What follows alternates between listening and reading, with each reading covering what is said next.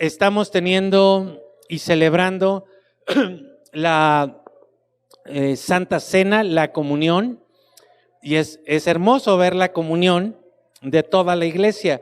Así que esperamos en Dios que en breve ya podamos estar todos juntos, que ya se acaben todas estas cosas de riesgo, de restricciones, de negligencias y podamos estar juntos nuevamente y apapacharnos como es debido.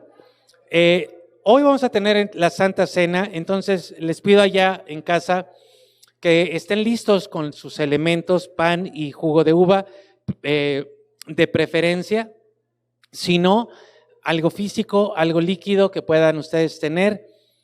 Si no sabían, pero quieren participar el día de hoy de la comunión, pueden tener estos elementos. Si escucharon, ¿verdad? El murmullo es que nada más cuando de pachanga se trata, con tantita cuerda y se vuelve un santo relajo, pero lo bueno es que es santo y no nada más es relajo. Así que quisiéramos verlos aquí a todos ustedes, les invitamos a que nos visiten. Creo que hoy estamos todas las personas que ya han estado en alguna ocasión. Mi querido Alex, ¿por qué te escondes detrás de aquel? No, déjame verte, no seas así. Muy bien, pues bienvenidos todos a Río de Agua Viva y estamos seguros que Dios llevará algo para ustedes, algo de bendición, y ese algo no es poca cosa, es algo maravilloso. El día de hoy estamos terminando esta pequeña serie sobre la iglesia del primer amor. La iglesia del primer amor, así se le llama o así se le llamó a la iglesia de Éfeso, porque la palabra Éfeso significa deseada o significa primer amor. Ahí lo hemos estado aprendiendo.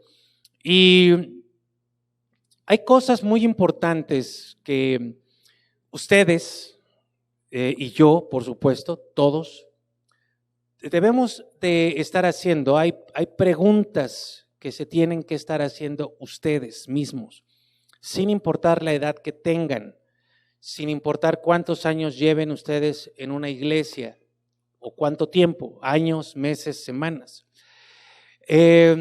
Todo mensaje tiene la intención de transformar, pero creo que de manera particular Dios nos ha estado llevando en las últimas semanas a algo más concreto, algo más preciso a cada uno de nosotros. Entonces, tenemos que hacernos preguntas, cuestionarnos. Es parte de la reflexión, es parte de la meditación. Pregúntate si ha habido algún cambio en tu vida en estas semanas. Si yo les pregunto, ¿saben lo que yo pienso? ¿Que me van a responder? Yo creo que me van a responder que sí. ¿No se oye bien? ¿Sí se oye bien? Ok. Pero no se trata de que me respondan a mí. Se trata de que ustedes se pregunten, se cuestionen y se respondan. ¿Ha habido algún cambio importante en tu vida en estas semanas? ¿Estás experimentando un anhelo por Dios que no tenías? ¿O estás experimentando un anhelo mayor por Dios? ¿Estás descubriendo, estás empezando a ser sensible a ciertas áreas de tu vida donde tú no te dabas cuenta que había pecado y hoy lo estás viendo? Y hoy estás haciendo algo por cambiar eso. Son preguntas que te tienes que ir haciendo. Hoy tú estás encontrando que en ti hay más pasión por las cosas de Dios, que hay un mayor anhelo de estar en su presencia, que estás pasando más tiempo, más minutos, más horas tal vez, más veces en el día, más veces en la semana. Estás pasando más tiempo en oración con Dios. Estás descubriendo que hoy ya no puedes salir de tu casa si no oras. ¿Lo estás viendo? ¿Está pasando eso o no? ¿O sigues exactamente igual? ¿Encuentras que el Espíritu Santo está hablándote de una forma que no habías descubierto antes? Te está señalando algunas áreas de tu vida, pero no solamente eso, sino te está acompañando y te está dando el poder para transformar esas áreas de tu vida. Todas esas cosas son las que tú te tienes que hacer las preguntas para que tú confirmes si la palabra de Dios está produciendo el fruto en ti que debe de producir. Porque si pasan estas semanas y tu vida sigue exactamente igual que como estaba hace 4 o 5 semanas, entonces tienes que hacer algo urgentemente. Estás en las garras de esa agua tibia de la religiosidad que adormece los corazones. Y además de tu salvación, porque todas estas preguntas son de suma importancia para que tú tengas la certeza, la seguridad de tu salvación. Eso es trabajar por tu salvación. Que tengas o que te ocupes diariamente y de que veas que no lo estás produciendo tú, sino que es el Espíritu de Dios produciéndolo a través de ti. Y entonces, eso es lo que da testimonio a tu espíritu, como dice Romanos 8:16, de que tú eres hijo de Dios. ¿Se acuerdan? Hace algunas semanas yo preguntaba, levanten la mano quién tiene la certeza de que se va a ir al cielo. Y hubo personas que no la levantaron. Entonces, tenemos que ocuparnos de nuestra salvación. Y esto que les estoy mencionando, estas preguntas de reflexión, este autocuestionamiento es necesario y que lo hagamos de manera constante. Una de las preguntas es, estoy descubriendo cosas en mi vida, estoy empezando a darme cuenta de pecados, de cosas que yo a lo mejor no consideraba que fuera pecado, pero hoy me doy cuenta que sí es un pecado, que sí ofende a Dios y estoy haciendo algo por cambiar. Eso es la convicción que nos da el Espíritu Santo. Pero leía esta semana una frase de un ministro cristiano, Oswald Chambers, que escribió, si Dios nos diera convicción de pecado sin la gracia, nos volveríamos locos. Y es que miren, esto es algo muy importante. Tú no puedes saber el valor que tiene una medicina si no sabes qué enfermedad tienes. Entonces, si yo ahora aquí les ofreciera una medicina, pero ustedes están ignorando que tienen una enfermedad de gravedad, ni siquiera me van a recibir esa medicina. Entonces, la convicción del pecado precede a la gracia, pero Dios ya proveyó la gracia para que cuando tengamos convicción de pecado no nos volvamos locos. ¿Por qué? Porque si yo, es parte del proceso que el Espíritu Santo me dé a mí convicción del pecado. Esto quiere decir que yo me percate, me aperciba, dimensione la gravedad del pecado. Cuando el Espíritu Santo me muestra la gravedad del pecado, de verdad, si no estuviera la gracia me vuelvo loco, nos volveríamos locos. Miren, el opuesto es gente, no la señalo a ustedes, gente en general, que vive inconsciente de su pecado. Entonces no le inmuta nada.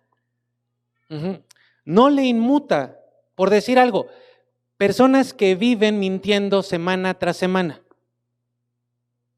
Vienen, suponiendo, reciben un mensaje como esto, pero no se dan cuenta de que están mintiendo. No se dan cuenta de la gravedad. O sea, tal vez sepan que sí están mintiendo, pero no son conscientes de la gravedad de ese pecado. Y estoy mencionando uno entre muchos. Entonces, ahí no hay esa convicción del pecado. Tal vez sepan que mentir es malo, pero no van a dejar de mentir porque no entienden la gravedad, el peso de su pecado. La experiencia de alguien que es guiado por el Espíritu Santo, donde la obra del Espíritu Santo se está manifestando, es que cuando ve su pecado, sus pecados, es como para que fuera a aventarse de un puente. No estoy exagerando. Es como para que saliera corriendo despavorido a querer hacer lo que Judas hizo, a matarse. Por eso, el que es convencido por el Espíritu Santo busca desesperadamente la gracia de Dios, que Dios ya proveyó. Pero me temo que algunos, como diría Pablo, tienen tan metido el mensaje equivocado de la gracia, como ya está todo resuelto, que ni siquiera han pasado por ese paso de dimensionar, de ser sensibles a la gravedad del pecado. Eso fue lo que le pasó a la iglesia de Éfeso. Y hoy voy a comprobarles algo que ya les había dicho, pero vamos a ir a más. De los 7 mensajes que el Espíritu Santo le dio a las 7 iglesias en Apocalipsis, el primero fue para la iglesia de Éfeso. Capítulo 2, versículo 2, lo leíamos. Yo conozco tus obras y tu arduo trabajo. Parecía que estaban bien. Tu paciencia. Parecía que estaban bien. Y que no puedes soportar a los malos. Eso sí, ¿verdad? Que no venga alguien aquí a hacer cosas malas, porque ahí sí lo ubicamos de inmediato. Claro. Ya has probado a los que dicen ser apóstoles, o sea, enviados de Dios, pero no lo son. Eso, miren, es impresionante, porque yo sé que todos aquí, o la gran mayoría, podrían identificar a un falso maestro. Y lo has hallado mentiroso. Caray, hasta parece una descripción, ¿no? No solamente de los últimos meses, sino de toda nuestra vida como iglesia. Podemos identificar antes o después, algunos se tardarán un poquito, pero finalmente identifican a los que dicen un mensaje mentiroso. Y has sufrido, ya has tenido paciencia. Todo esto parece bueno. Ya has trabajado arduamente por amor de mi nombre y no has desmayado. Pero el versículo 4 echa abajo todo lo anterior. Dice, pero tengo contra ti que has dejado tu primer amor. Ahora, a lo que ya aprendimos, déjame enseñarte algo más acá. No se está refiriendo a que tú ya no estás experimentando la misma pasión, el mismo fervor que al principio. Lo que está diciendo acá, primeramente, es que tú dejaste, abandonaste, te fuiste, dejaste el primer amor. No dice que dejaste de sentir. No dice que dejaste de experimentar. Ese primer amor no se está refiriendo a ti o al tuyo por Dios. Se está refiriendo al amor de Dios por ti. O sea, tú dejaste el amor de Dios por ti. Lo dejaste ahí. Tú te fuiste. El amor de Dios nunca deja de ser. Siempre va a estar ahí. Te va a amar de la misma manera siempre. El amor de Dios no se va. Y el sentir la pasión, el fuego por Dios, por las cosas de Dios, ese no es lo que se está refiriendo aquí, sino que tú no estás experimentando. El amor de Dios es permanente, pero tú te apartaste de ese amor. Y entonces no estás experimentando ese amor de manera constante, de manera permanente. ¿Por qué? Porque estás metido en otras cosas. Porque estás pasando más tiempo en otras cosas, porque tus intereses están en otros lados, no están en la presencia de Dios, no están en su palabra, no están en la oración, no están en la iglesia. Y mientras más tiempo pases lejos de eso, más insensible te haces, más endurecido te pones y más difícil va a ser regresar para ti aunque vengas a la iglesia. Lo más que te vas a acercar a Dios es ocupar un espacio en una silla, en un templo. Pero por eso Dios les decía en Isaías a la gente, estás aquí, de labios me honras, pero tu corazón, ¿qué dice? ¿Está? ¿Se acuerdan lo que dice? Está lejos.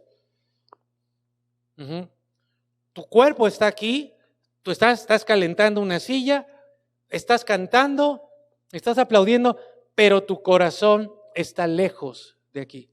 Y ese lejos puede ser aquí, pero tu corazón está en otra parte. Como ustedes pueden ver en el libro del Apocalipsis, la iglesia de Éfeso es la primera que se menciona. Algo estaba pasando ahí y Dios lo estaba corrigiendo. A ver, esto es una cuestión más de intuición que de conocimiento. ¿Dónde creen, en qué libro de la Biblia creen ustedes que se repita más la palabra arrepentimiento? Arrepiéntete, arrepiéntanse o arrepentimiento. En Mateo. ¿Quién más? En Apocalipsis. No hay libro donde se lance más el mensaje de arrepiéntete. Así que el mensaje que llega a todas las iglesias, comenzando con Éfeso, es un mensaje no de condenación, sino un mensaje oportuno de advertencia para que te arrepientas. Y si, por ejemplo, cuando llega el mensaje de arrepiéntete a tu vida, tú dices, ok, sí, pero realmente no tienes idea clara de qué tienes que arrepentirte, entonces ahí es donde no está habiendo ese corazón o esa disposición para la obra del Espíritu de Dios. ¿Qué quería hacer Dios en la iglesia de Éfeso? Dios quería destruir, quería hacer libre a esa iglesia de la religiosidad. Digan todos, por favor, religiosidad es igual a hipocresía. Entonces, eso es lo que tienes que preguntarte. Eso es lo que yo tengo que preguntarme constantemente. ¿Estoy siendo hipócrita? ¿Estoy viviendo una vida espiritual hipócrita? Hago ciertas cosas, pero mi corazón no está alineado, no está en Cristo, no estoy realmente en mi primer amor. Ya me alejé o nunca he estado en el primer amor. Porque si vamos a dejar de ser hipócritas, pues lo mejor que nos puede pasar es que no demos por hecho de que ya Cristo nos ha salvado, nos ha hecho libres, solamente porque vamos a una iglesia desde hace algunos años. Él viene a salvarnos, a hacernos libres de la religiosidad. En otras palabras, de la hipocresía. De creer que solamente con hacer algunas cosas ya estamos cumpliendo, aunque las hagamos arduamente, como en el caso de Éfeso. Que seamos pacientes o que incluso tengamos un conocimiento doctrinal que nos ayude a identificar a los mentirosos. Ni siquiera eso es igual a estar cerca a vivir en el primer amor con Jesucristo. ¿Se dan cuenta? Y ahorita lo vamos a ver con más claridad. Entonces, si tenemos claro, como lo hemos estado viendo, de qué nos salva Jesucristo, de que el no ir al infierno es consecuencia nada más de la verdadera salvación. ¿De qué nos salva? Del pecado, de la esclavitud del pecado. ¿Y la hipocresía es pecado o no es pecado? Es uno de los peores pecados que puede haber, porque incluye muchas cosas. Entonces miren, el texto que sabemos todos, Efesios 2, capítulo 2, versículo 8, dice, porque por gracia somos salvos. Date cuenta de esto, por favor. Tú no eres salvo por la fe. Ahí no dice que eres salvo por la fe. ¿Ya lo viste? Dice que eres salvo no por la fe. La gente puede tener fe, pero si no pone su fe, no entiende, no se da cuenta de para qué es la gracia, de por qué la gracia no es salva. Y la convicción de pecado precede a la gracia. Primero viene la convicción de pecado. Primero tenemos que saber que necesitamos ser salvados y libres para que entonces pueda venir la gracia, podamos ver, no venir, sino que podamos ver la gracia, la provisión de gracia que Dios ya nos ha dado. Si tú ves ahí en el texto, el énfasis está en la gracia, no en la fe. Por gracia somos salvos. Esto no es de nosotros, es un don de Dios. ¿Cuál es el don de Dios? La gracia, aunque la fe también, pero el énfasis está en la gracia. No es por obras, es por gracia. Para que nadie pueda decir, miren esto, para que nadie pueda decir, pues la gracia de Dios me ayudó un poco para ser salvo, pero también mi esfuerzo me ayudó otro poco. ¿Se dan cuenta? ¿Lo pueden ver o no? ¿Esa persona está en lo correcto o está equivocada? Tenemos que entender cuán perdidos estamos para que entonces podamos entender y vivir la gracia de Dios. Mira, si tú no entiendes cuán perdido estás, ojo con esto por favor. No estoy diciendo, cuidado allá donde nos están viendo, no estoy diciendo si tú no entiendes cuán perdido estabas. Estoy diciendo, si tú no entiendes cuán perdido estás hoy, ayer, mañana, todo el tiempo. Si tú no te das cuenta cuán perdido estás todo el tiempo, entonces no vas a vivir en la gracia y tu vida va a ser a medias. Hipócrita de lo que precisamente Cristo nos vino a salvar. Mira, Efesios capítulo 4, versículo 17. Y ahora ten en mente Apocalipsis 2, versículo 2, donde el Espíritu de Dios le va a decir a la iglesia de Éfeso que conoce sus obras, que conoce su arduo trabajo, pero tiene algo contra ella.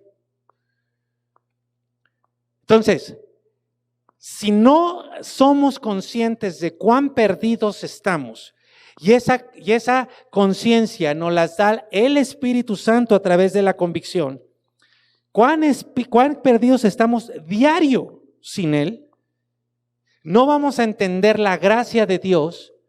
Y por lo tanto vamos a tener una vida a medias, como lo que el Espíritu de Dios le dice a Éfeso: conozco tus obras, conozco tu arduo trabajo, tu paciencia, sé que entre ustedes tienen buena doctrina porque saben reconocer a los malos, pero no viven en el primer amor.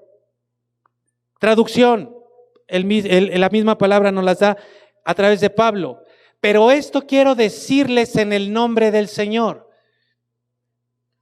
Trabajaban, eran pacientes, tenían buena doctrina, pero esto quiero insistirles: no vivan ya como la gente sin Dios.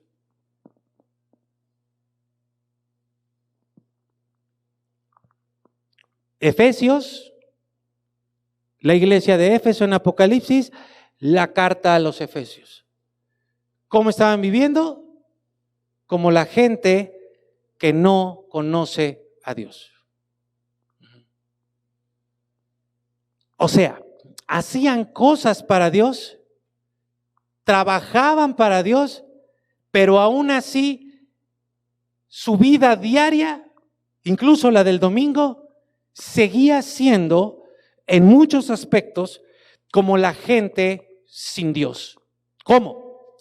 Que vive de acuerdo a una mente vacía. Esa gente tiene el entendimiento entenebrecido por causa de la ignorancia que en ellos hay y por la dureza de su corazón. Viven ajenos de la vida que proviene de Dios. Después de que perdieron toda sensibilidad, ¿ven? Eso es lo opuesto a la obra del Espíritu de Dios. Porque la convicción es una sensibilidad hacia el pecado, hacia lo que no agrada, hacia lo que ofende a Dios. Estas personas ya viven en una vida ajena a la vida de Dios. Y después de que perdieron, de que se fue encalleciendo todo su ser, su mente, su corazón, entonces perdieron toda sensibilidad y el siguiente paso fue, ya el final, se entregaron al libertinaje para cometer con avidez, ¿qué dice ahí? Toda clase de impureza. No solamente algunas, sino todas. Entonces, no quiere decir que una sola persona haya hecho toda clase de impurezas, sino que ciertas personas se fueron pasando por ese proceso y algunas cometieron algunas impurezas, otras, pero al final todas se entregaron o terminaron en un libertinaje en la que cometieron entre todos todo tipo de impurezas. Cualquiera, doctrinales, morales o inmorales, sociales, religiosas, o sea, todo tipo de impurezas. Y miren, amigos, nosotros lo hemos visto. No cierres tus ojos a los ejemplos, no que Dios nos da, sino que la misma gente que muchas veces conocemos nos da. Que de pronto personas que estuvieron aquí ocupando una silla, las vemos tropezando, yendo en un tobogán sin pararse y decimos, ¿pero qué pasó? Aquí está. Llega un punto donde ya nada les detiene y se entregan a todo tipo de chisme, de murmuración, de acusaciones, de vidas disipadas. Y de pronto tú los ves ahí en sus redes sociales, ya no les importa que la gente sepa en qué están, qué es lo que están haciendo, qué están creyendo, en qué se están metiendo, cuál es su verdadera filosofía de vida. Ya no importa. ¿Por qué? Porque ya perdieron toda sensibilidad y son personas que han estado sentadas como tú en una silla, en una iglesia. Déjame decirte rápidamente lo que dice acá. Dice desde el versículo 17 que Pablo les dice, no vivan como la gente que no conoce a Dios. ¿Cómo vive la gente que no conoce a Dios? Lo primero que dice es una mente vacía. Tienen una mente vacía. ¿Qué es una mente vacía? ¿Una mente en blanco? Anoten, por favor. Porque una mente vacía no es una mente en blanco. No es que pongas tu mente en blanco, sino que esté llena, y esto es lo que quiere decir las palabras que utiliza Pablo, que esté llena de pensamientos inútiles.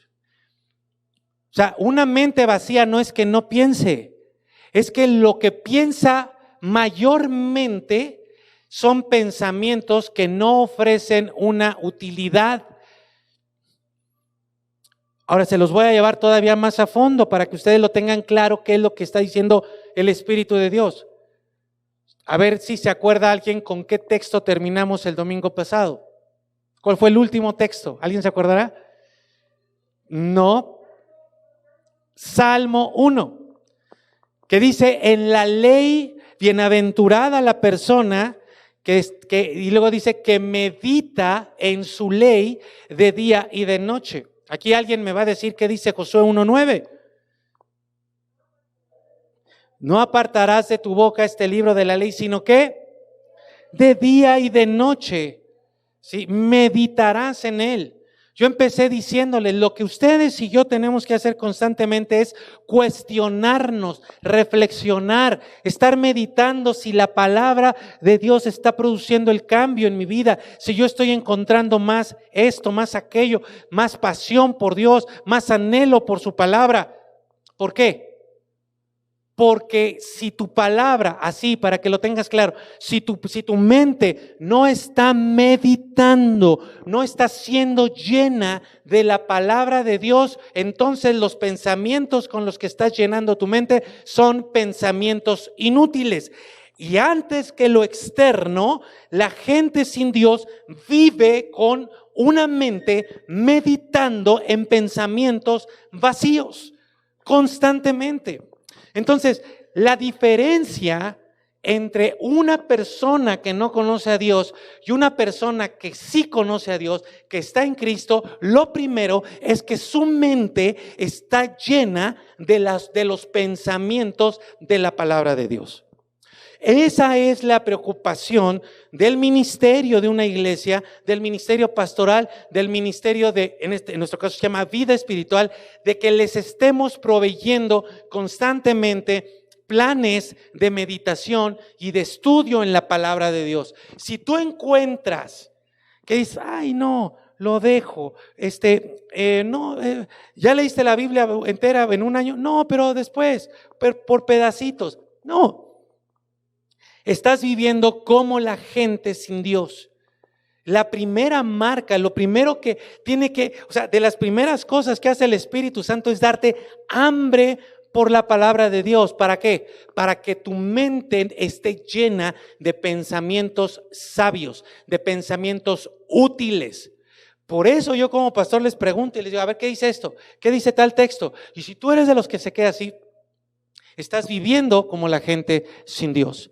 Número 2 dice, una mente llena de pensamientos vacíos produce un entendimiento entenebrecido.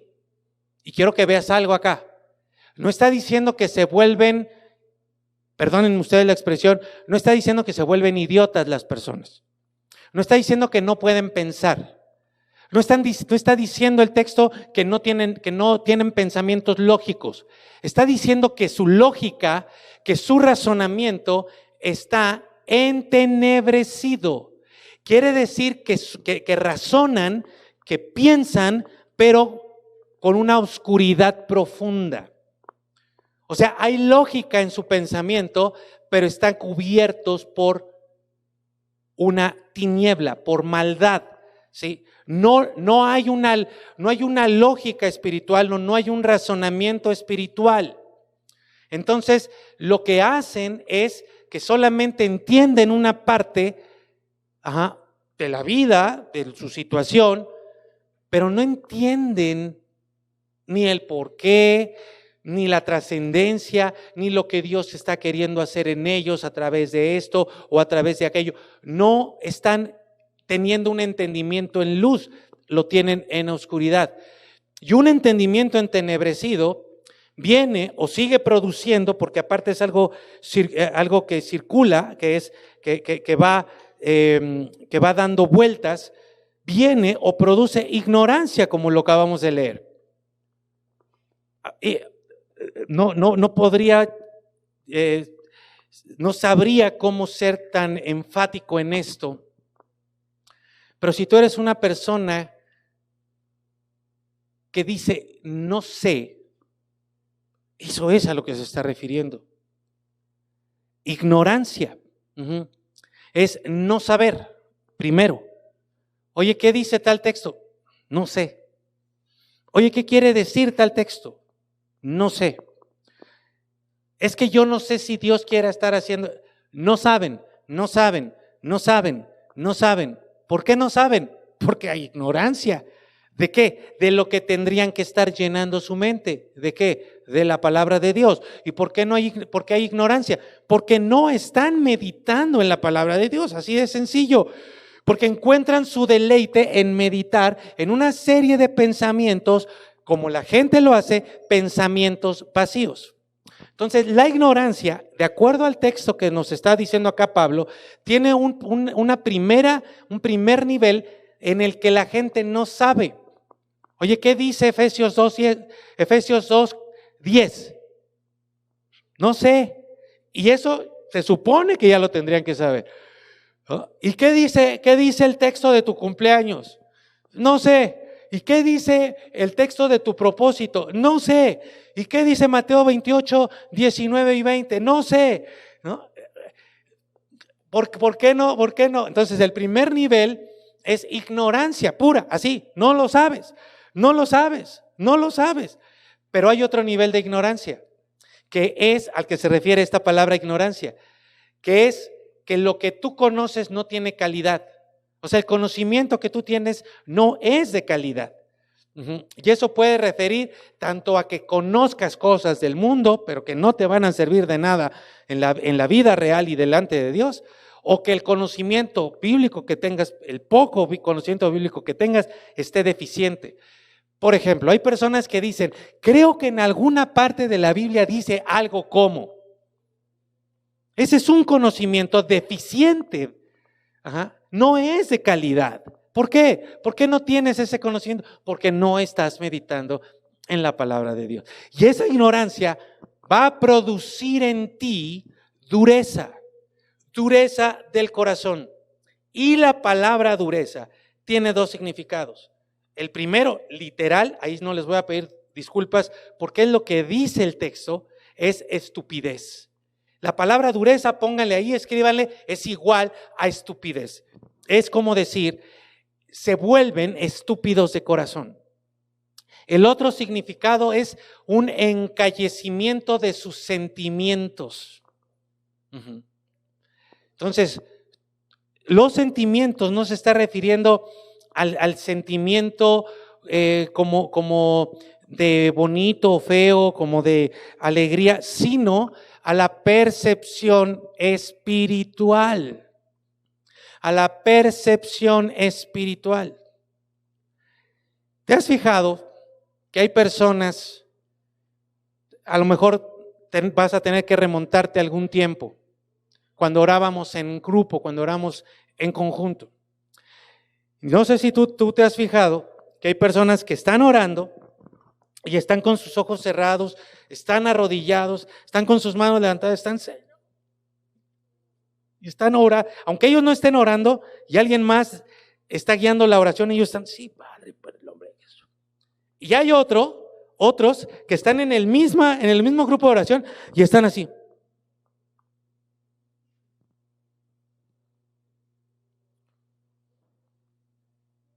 ¿Se has visto eso? ¿Sí lo han visto o no lo han visto? Entonces ustedes son de los que tienen los ojos abiertos. Pero nada más es para ver que la otra persona es. ¿Qué pasa ahí? ¿Qué está pasando ahí? Que la persona que está volteando para todos lados, que se está haciendo manicure en ese momento, no está entendiendo nada de lo que está pasando en ese momento. Su corazón ya está endurecido, no sabe, está encallecido. Ya su percepción, su sensibilidad espiritual ya está casi nulificada. Mientras que la otra persona, claro, alguien puede decir, ay, a lo mejor está fingiendo, bueno, pues allá él. Pero hay personas que están metidas en la oración porque saben lo que el Espíritu Santo está haciendo en ese momento, porque tienen sus sentidos hipersensibles a la operación del Espíritu Santo. ¿Me estoy explicando? ¿Qué produce un corazón endurecido? Que la persona cada vez se aleje más de la vida de Dios. Y ese es precisamente el mismo sentido cuando el Espíritu de Dios en Apocalipsis le dice, pero tengo contra ti que dejaste, te enajenaste, te hiciste ajeno a la vida de Dios. Y la vida de Dios es 24/7, 7 días a la semana, 365 días al año. No hay breaks, no hay vacaciones, no hay de lunes a viernes una vida y domingo otra. No, es la vida de Dios, pero las personas están ajenas a esa vida. Fíjate, el término ajeno implica una exclusión, que voluntariamente no están participando de la vida de Dios, de la vida que Dios les está dando. Dice la Escritura que Él nos da vida abundante. No están viviendo en esa vida abundante. Dice la Escritura que Él nos da vida eterna. No están viviendo en esa vida eterna. No están teniendo la expectativa de la eternidad. Están en el aquí y en el ahora y están viviendo su propia vida, ajenos de la vida de Dios. No oran, no estudian la palabra, no meditan en ella, no están sirviendo, no se congregan, no están buscando la luz. Prefieren estar en las tinieblas viviendo su vida y si acaso tener alguna actividad religiosa que pueda venir a darles una compensación, un balance mental para que no se sientan tan mal. Hipocresía. Eso estaban viviendo los efesios. Porque lo que Pablo les dice es, por favor, les insisto, que ya no vivan como los que no tienen a Dios. Porque al final, lo que va a pasar con cada uno de ustedes, Pablo le decía a los efesios, es que van a perder toda sensibilidad. ¿Saben qué? Los que me están viendo, ustedes que están aquí, iglesia, la buena noticia es que no han perdido toda la sensibilidad. Algo todavía les hace estar aquí. Pero pregúntate si es la sensibilidad en la que tendrías que estar viviendo en la vida de Dios. Pregúntate si estás siendo sensible a la voz del Espíritu. Pregúntate si estás siendo sensible a la obra del Espíritu Santo. Pregúntate si estás siendo sensible a su palabra para que entonces empiece a ser una realidad en tu vida. Porque al final, la última estación es que pierdes toda sensibilidad. ¿Y sabes lo que quiere decir eso? Quiere decir dos cosas interesantísimas. Quiere decir, por un lado, que pierdes la capacidad de afligirte y que pierdes la capacidad de asombrarte. Esto es brutal. Y por eso yo muchas veces acá les digo, ahí les va una que yo creo que los va a volar la cabeza y se las digo y todos. Y eso me asusta y me preocupa porque digo, o sea, no lo están percibiendo, no están, obviamente digo, a lo mejor no se los estoy transmitiendo con toda fidelidad, pero si veo que no pasa nada con sus vidas, me preocupo porque digo, Dios de mi vida, ¿dónde está la capacidad, por un lado, de afligirme? ¿De qué? De mi maldad, de mi pecado, de mi no crecimiento. O sea, sigo igual y no me importa. Y eso es igual también a perder la capacidad de asombrarse, de apasionarse, de interesarse, que eso es la apatía. Entonces, ni te duele tu pecado, y como no te duele tu pecado, no te asombras de las cosas de Dios. Como no entiendes el nivel de enfermedad, de gravedad de tu pecado, la gracia de Dios no te asombra. Y esa es la última estación. Ahí es donde ya hay un hilito y el siguiente paso va a ser ya que se entreguen al libertinaje de cualquier cosa. ¿Qué dice Pablo para evitar esto? ¿Qué dice el Espíritu Santo? Miren el versículo 20, por favor, de la carta a los Efesios, capítulo 4, versículo 20. Dice, pero eso no lo aprendieron ustedes de Cristo. Entonces, número uno, esto se aprende. ¿Y de quién se aprende? De Cristo. No nos los enseñan en la escuela, nos los enseña Cristo mismo. Y si alguno en verdad, ojo, acuérdate lo que dice Mateo 7, 24 y luego por ahí del 26. ¿Sí? Que dice, cualquiera que oye, pero no hace, y cualquiera que oye, pero sí hace. Entonces hay los que oyen falsamente y están los que oyen en verdad. Pero si ustedes de verdad oyeron el mensaje de Jesucristo y fueron enseñados por Jesucristo, de acuerdo con la verdad que está en Jesús. Vean toda la reafirmación. O sea, no lo que tú creas, no lo que tú te imagines que dice la palabra, lo que realmente dice la palabra, sin ediciones, sin recortar, sin decir esto sí, esto no me agrada, esto sí lo voy a hacer, esto más adelante. No, completa la palabra. Entonces, si de verdad oyeron, si de verdad son personas que reciben la palabra, que se cuestionan, que dicen de verdad mi vida está cambiando, estoy empezando a ser distinto, noto que el Espíritu de Dios, ahora su voz está ahí y me está llevando a dejar este pecado, a dejar aquel, a empezar a servir más, a ser mejor esposo, a ser mejor hijo, a ser mejor padre. Si de verdad oyeron en cuanto a su pasada, acuérdense, éramos algo, ahora ya somos otra cosa. Estábamos perdidos, muertos en nuestros delitos y pecados. Ahora tenemos vida juntamente con Él. En cuanto a la pasada manera de vivir, ahora aquí dice una palabra muy importante: despójense. No dice que Dios nos va a despojar, dice despójense de su vieja naturaleza. Y esto es impresionante, porque aquí viene el trabajo conjunto entre lo que hace el Espíritu de Dios y lo que hacemos nosotros. ¿Que Dios no nos hace nacer de nuevo? Claro. ¿Que Dios no nos da una nueva naturaleza? Claro. Pero junto con Él, nosotros también debemos despojarnos de lo viejo, de la vieja naturaleza, la cual está corrompida por los deseos engañosos. Espero que ahorita tengan la capacidad de afligirse en cuanto les diga a qué se refiere con estos deseos engañosos. Versículo 23, renuévense. Entonces, despójense, renuévense. Esto ya es de nosotros. Despójate, renuévate. En el espíritu de tu mente, no en el conocimiento vacío, no en los pensamientos de la lógica humana, de la filosofía humana, sino en los pensamientos de la palabra de Dios. Renuévate. ¿Y cómo te vas a renovar si no estás meditando de día y de noche en la palabra de Dios? Y si no estás cuestionándote qué tanto de eso que tú estás recibiendo te está transformando. Así es como te renuevas.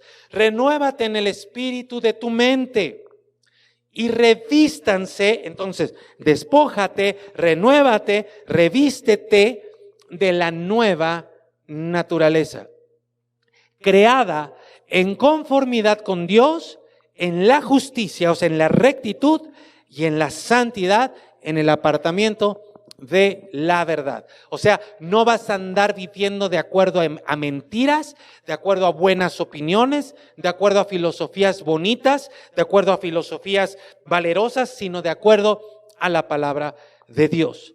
Ahora, es tremendo, ya con solo leer la palabra, el Espíritu empieza a generar esa convicción.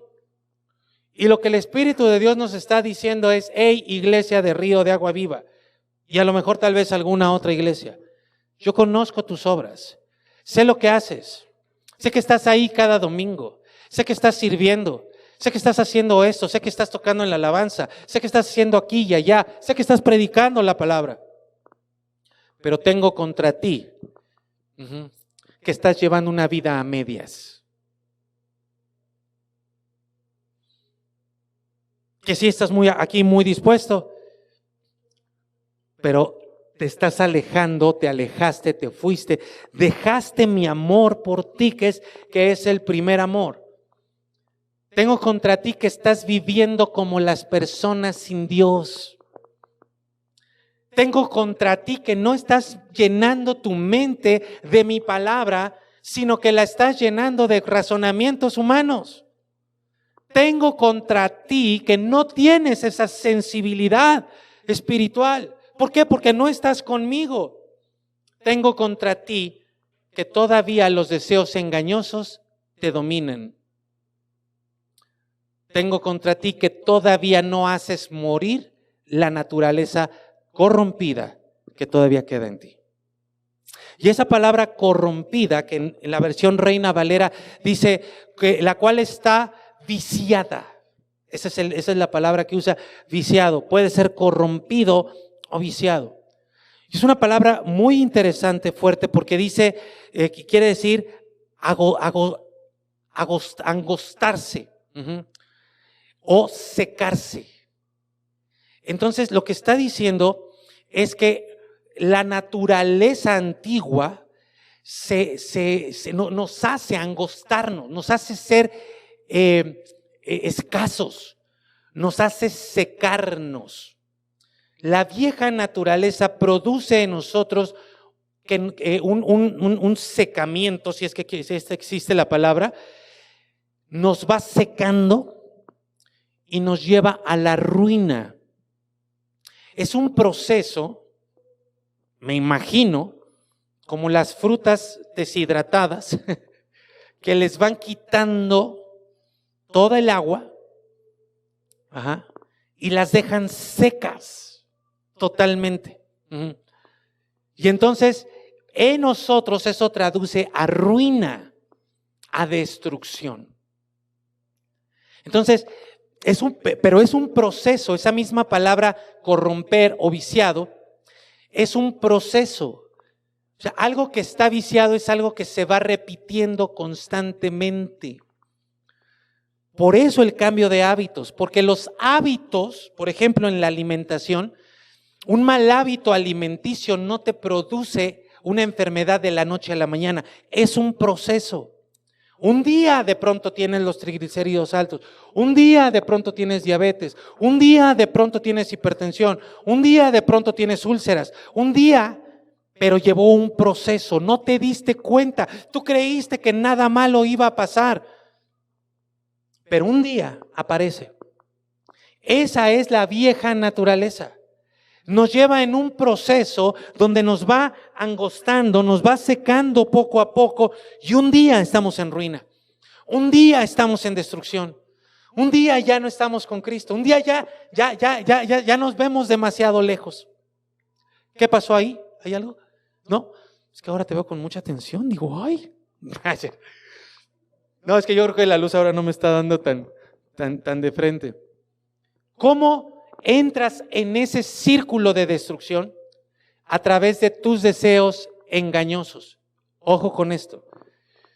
De engañoso, la palabra engañoso tiene 3 connotaciones y las 3 las tienes que tomar en cuenta. 1, es seductor. Déjenme hacerles aquí una pregunta. Yo me he dado cuenta, el Espíritu Santo me ha llevado a darme cuenta de cómo me han seducido algunos pensamientos. O sea, yo los he visto en estos días, en estas semanas. Y digo, o sea, sí he podido descubrir una sensibilidad a ciertos pensamientos que me seducen. Para muchas cosas, bueno, para varias cosas, no muchas cosas, para varias cosas. Les pregunto, ¿alguien de ustedes en estas semanas, no me tienen que levantar la mano, pero pregúntatelo, han logrado descubrir? Porque esto es algo que no se ve a simple vista. Necesitamos al Espíritu Santo. Y el Espíritu Santo me lo ha mostrado. Mi pregunta es, ¿alguno de ustedes ha descubierto algún pensamiento que les seduzca y que de pronto ya están fuera de la voluntad de Dios, ya están lejos de los caminos de Dios? Ustedes pregúntenselo. La primera connotación o el significado de ese engañoso es seducción. Te seduce. O sea, te dice que va a ser bueno, te dice que te va a gustar, te dice que es delicioso. Pero segundo, es engañoso. ¿Sí? Es engañoso. O sea, lo que te está diciendo no es cierto. Te está diciendo que va a ser muy rico, muy sabroso, muy bueno, muy deleitoso. Tú lo crees y cuando lo haces, cuando lo vives, no es cierto. No es deleitoso. Y el tercero es error. Esa es la tercera connotación de esta palabra engañoso. te lleva a cometer errores. Entonces piensa, cuestiónate. Cuando cometemos errores, no podemos darle la vuelta a eso, no podemos voltear hacia otro lado. Está el error y tú juntos, solitos. Lo peor que puede pasar ahí es seguir en la necedad de que estamos bien, de que lo hicimos bien. O la otra cosa que puede pasar, peor también, es que no descubras esto y entonces a la siguiente vas a volver a ser seducido, vas a terminar engañado, pero vas a terminar cometiendo el mismo error. Esos son los deseos engañosos. Entonces, el Espíritu Santo lo que hace es mostrarnos, arrojar luz hacia esas áreas para que entonces podamos hacer lo que dice la Escritura, revestirnos de la nueva naturaleza. Entonces tenemos que renovarnos, despojarnos de la vieja naturaleza, renovarnos en el espíritu de nuestra mente y luego revestirnos de la nueva naturaleza. Entonces, les explico rápidamente cómo es este revestimiento. Y esto es, primero, dejamos de cometer la maldad. Dejamos de cometer ese pecado, sobre lo cual el Espíritu Santo nos arroja luz porque nos seduce, nos engaña y nos hace caer en errores. Cometemos o tomamos malas decisiones. Dejamos de hacer eso y luego metemos la palabra constantemente, una, otra. Meditamos, la memorizamos, repasamos una y otra. No hay un día que no meditemos en la palabra de Dios. Pero hasta ahí solamente va a estar a nivel de un conocimiento. Luego reflexionas, te cuestionas, ¿estoy viviendo esto? ¿Estoy haciendo esto que dice la palabra?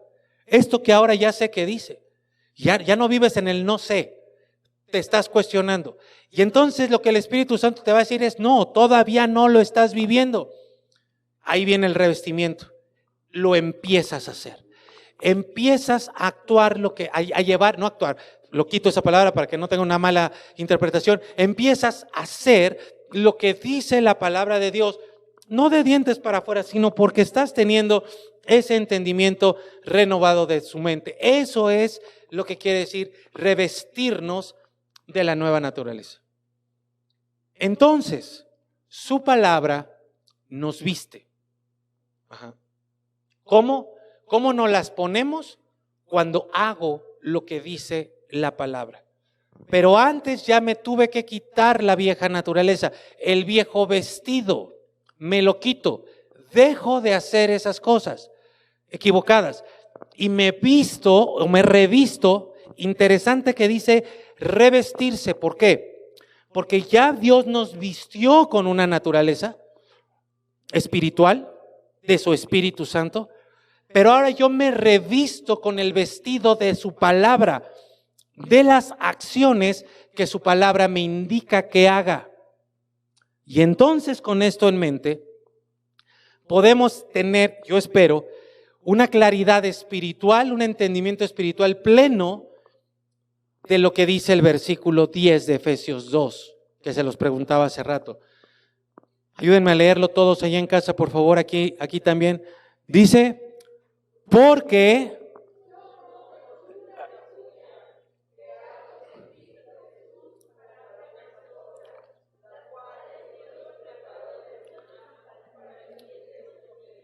¿qué somos? ¿Qué somos? A ver, ¿qué eres tú? Ahora di, yo soy hechura de Dios. Deja que eso entre en tu corazón. Deja que eso entre en tu corazón. A ti no te hizo el diablo. A ti no te hizo el sistema humano. A ti ni siquiera te hizo tu papá o tu mamá. Tú eres hechura de Dios. Hechura de Dios.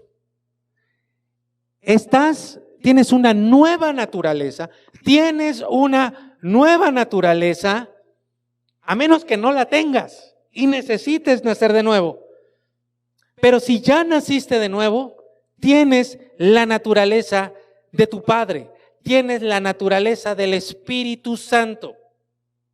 Y ahora tienes el revestimiento, no solo tienes el vestido, tienes ahora el revestimiento. O sea, no solamente tienes el vestido de la salvación, con el cual ya Dios te hizo libre del pecado, por eso dejas de cometer pecado, sino ahora tienes el revestimiento de sus obras, de lo que dice la palabra de Dios que hagas.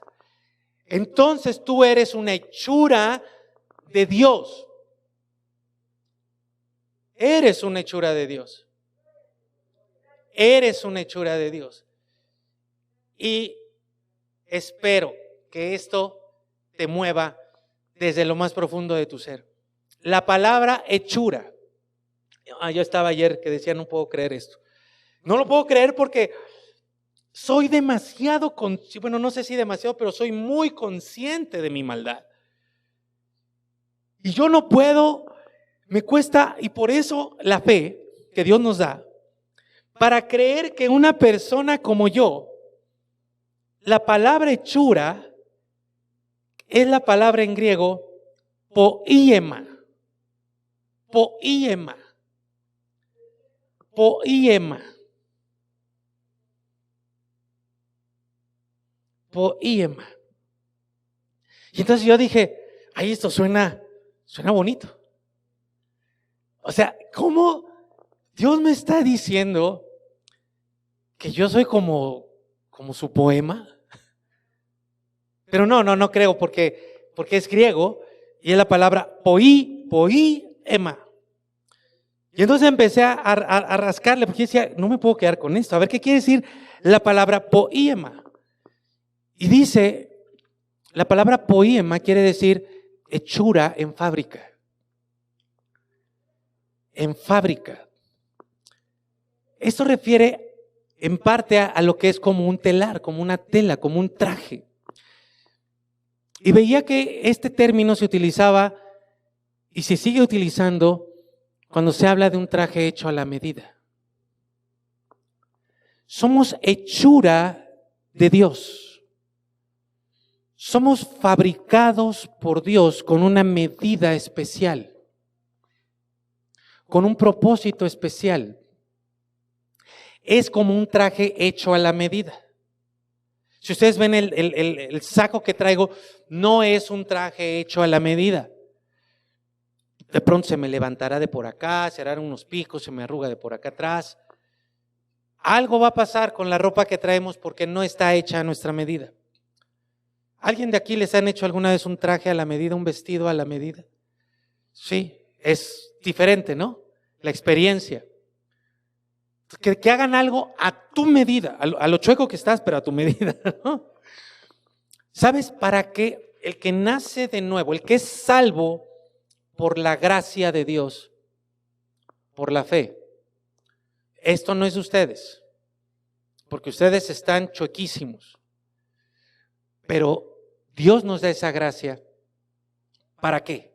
Dice, porque somos fabricados, especialmente hechos a la medida. ¿Para qué? Para buenas obras.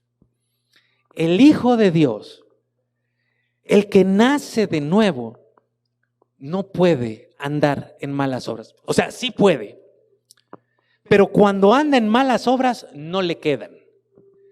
No está a gusto, algo le salta, algo se le mueve, no está tranquilo, porque no está hecho a la medida de las malas obras.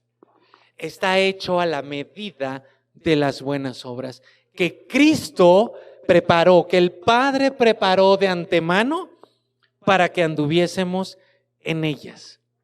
Entonces, cuando hay una convocatoria, vamos a orar, de inmediato dice el Hijo de Dios, eso me queda perfecto. Vamos a alabar al Señor, eso me queda. Ajá. Por eso es un deleite, porque se pone las buenas obras y le quedan perfectas. Oigan, vamos a tener toda una noche de alabanza y adoración. Ay, ahí está es el primero, porque son obras que le quedan. Oye, vamos a hablar verdad todos, claro, porque le quedan esas buenas obras. Oye, vamos a bendecir a los que nos maldicen, claro, no le queda andarse vengando, no le queda andar murmurando. Lo podrá hacer, pero pronto va a decir, no, eso no me queda.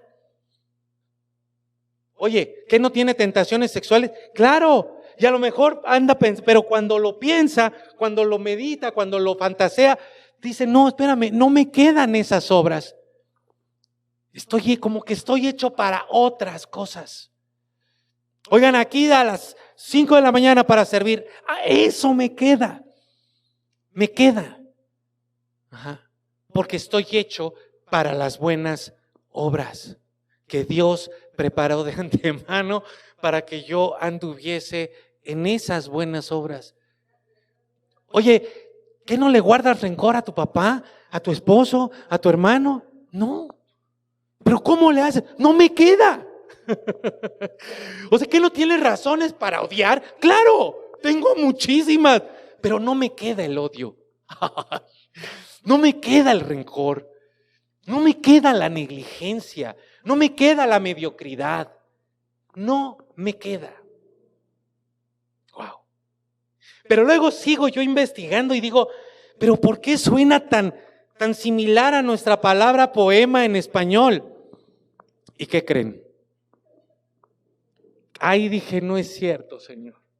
O sea, no solamente me dices que soy una hechura especial, dedicada para buenas obras, sino que además me dices que la palabra en griego poema efectivamente es la etimología greco-latina o griega para nuestra palabra poema. Ahora lee conmigo, porque somos un poema de Dios creado en Cristo Jesús para buenas obras.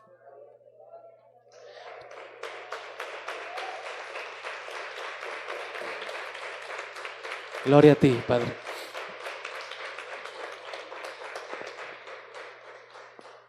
Eras una prosa sin sentido.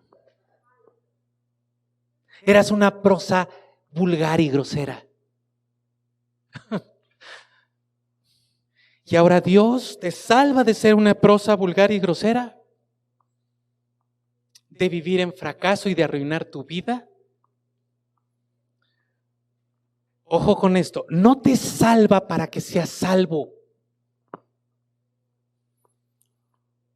No te salva para que seas salvo. No te salva para que vayas al cielo, nada más.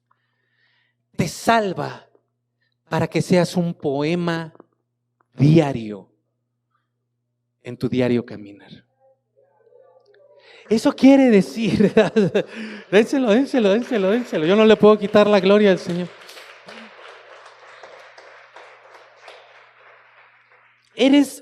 Cada día que vives, Dios escribe un verso contigo. Dios va escribiendo una métrica perfecta con tu vida. ¿Cuándo? Cuando andas en las buenas obras que Dios preparó de antemano para que anduviésemos en ellas. Hay versiones que traducen, somos una obra maestra de Dios, con esa palabra poema. Somos hechura suya, su creación. Tú no eres creado por el diablo ni por el sistema humano. Eres hechura de Jesucristo. Así que la vida espiritual, fíjate en esto, lo decía Spurgeon. Dice, la vida espiritual no puede llegar a nosotros, ojo, mediante el desarrollo de nuestra vieja naturaleza. He escuchado, decía Spurgeon, he escuchado mucho sobre la evolución y el desarrollo, pero me temo que si alguno de nosotros se desarrolla al máximo sin la gracia de Dios, saldríamos peor que antes de que comenzara nuestro desarrollo. Esa es la tristeza de la realidad humana que quiere desarrollo sin Dios. Nuestra vida es tan verdaderamente creada de la nada. Ojo, Dios no toma tu prosa vulgar y la arregla. Dios tira esa prosa vulgar y comienza un poema contigo a partir del día en que naces espiritualmente. Por eso Él no te salva para ir al cielo nada más. Él te salva para que tu vida sea transformada todos los días. Te voy a mostrar, ya para ir terminando, una tablita que pone un ejemplo, Pablo, de lo que es el antes y el después, a partir de Efesios 4:25 en adelante. Te la puse la tablita. Ay, ¿no la puedes mandar al chat? ¿La podrían ver en el chat ustedes aquí? Me dices cuando ya esté puesta.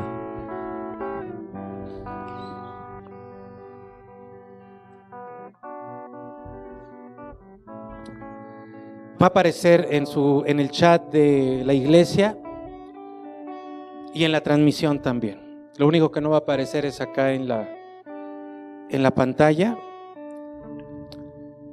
Voy a tener que tener acá una buena sesión de discusión y de pleito con mi equipo técnico para después poder tener un buen tiempo de reconciliación con él.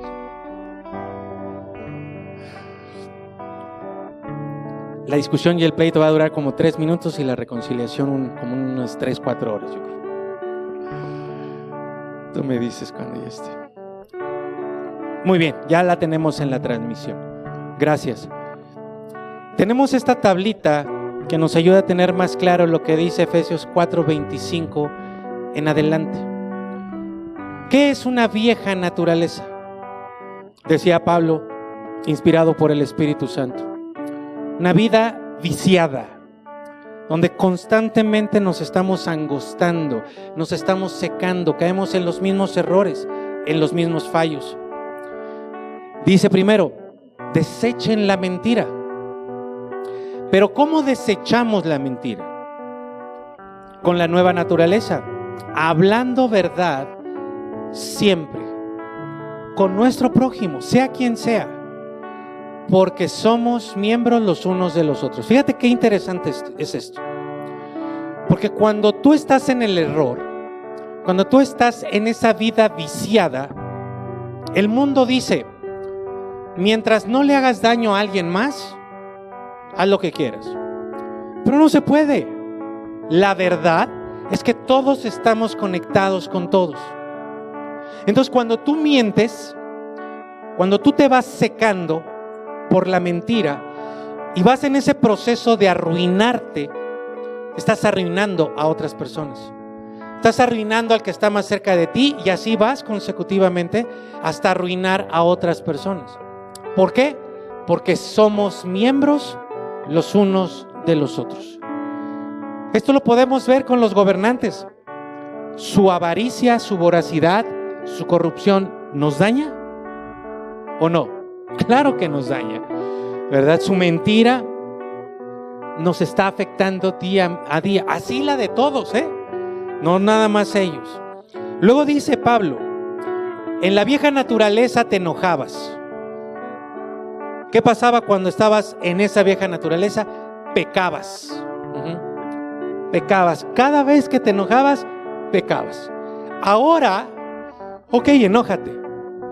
Pero la diferencia va a ser en que te vas a reconciliar antes de que termine el día. Antes. No dejas pasar el tiempo. Porque si dejas pasar el tiempo, le vas a dar lugar al diablo. Ciérrale la puerta al diablo. Por eso, no es que el diablo no tenga poder sobre nosotros, sino que porque nosotros tenemos poder sobre él, le podemos cerrar la puerta en el hocico. La puerta de nuestra vida, y le digo el hocico porque es una bestia, ¿no? Ya lo aprendimos. La puerta en el hocico, una patada en el hocico, ¿cómo? Reconciliándonos. Miren, A mí me da mucha tristeza que hay gente que se ha ido de la iglesia y cuando se van, casi todos dicen: es que he traído esto contra ti desde hace, creo que murió Pedro y después yo les hice algo y desde entonces lo traen. Y digo, ¿por qué no lo dijiste? Es que tú me hiciste hace 2500 años, ¿no? Tú me hiciste hace quién sabe cuántos meses. ¿Ya has traído guardado eso desde entonces? Yo he tenido frente a mí matrimonios que me han dicho desde la segunda noche de luna de miel: yo traigo esto contra ella, traigo esto contra él. ¿Qué?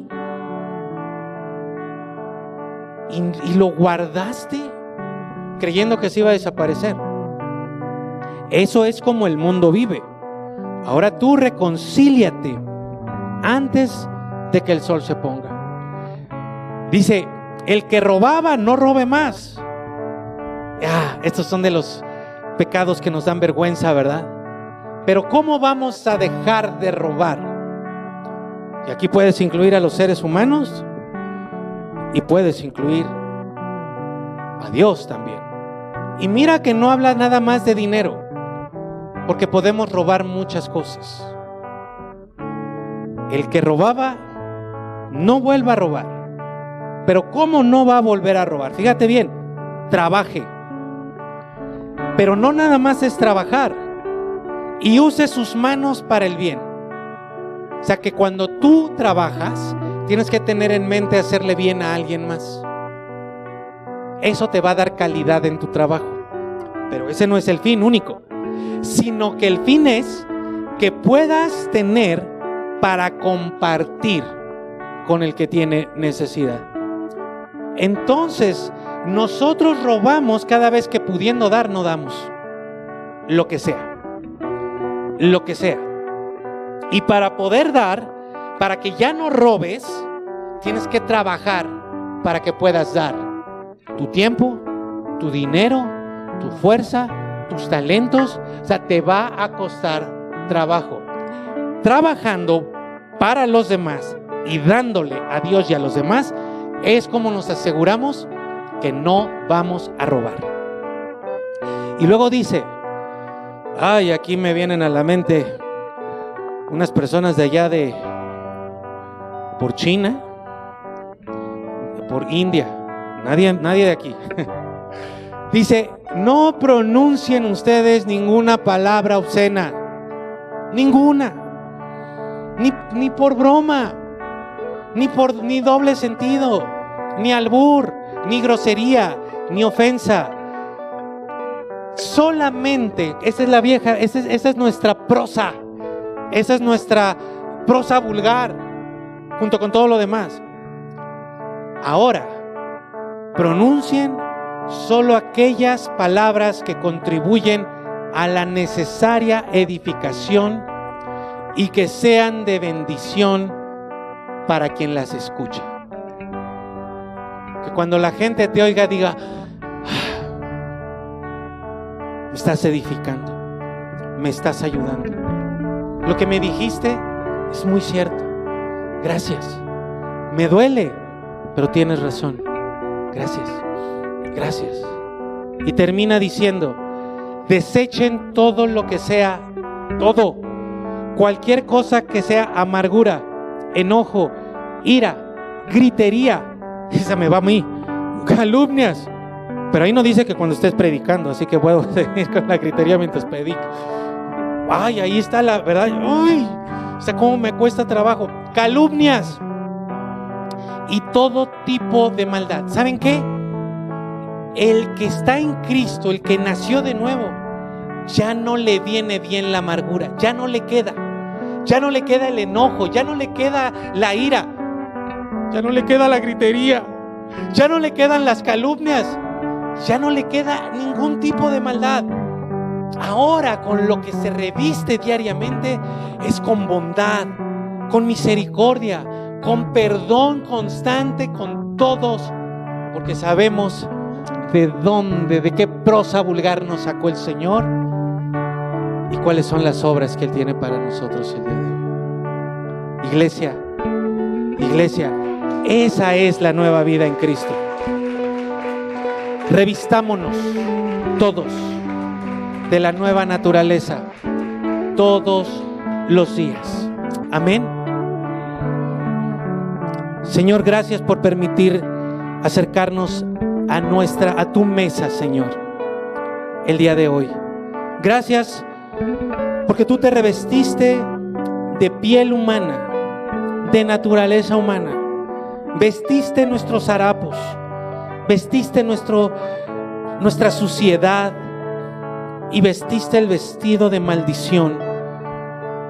Pero todo eso lo clavaste en la cruz. Y sobre esos harapos derramaste tu sangre preciosa. Sobre esa suciedad derramaste tu sangre preciosa. Gracias, Padre. Gracias, Señor. Gracias, Dios. ¿Y saben qué? Siento algo aquí de parte de Dios. Me voy a atrever a hacerlo. Voy a dejar que nuestra querida Andy nos guíe y nos ministre en la Santa Cena.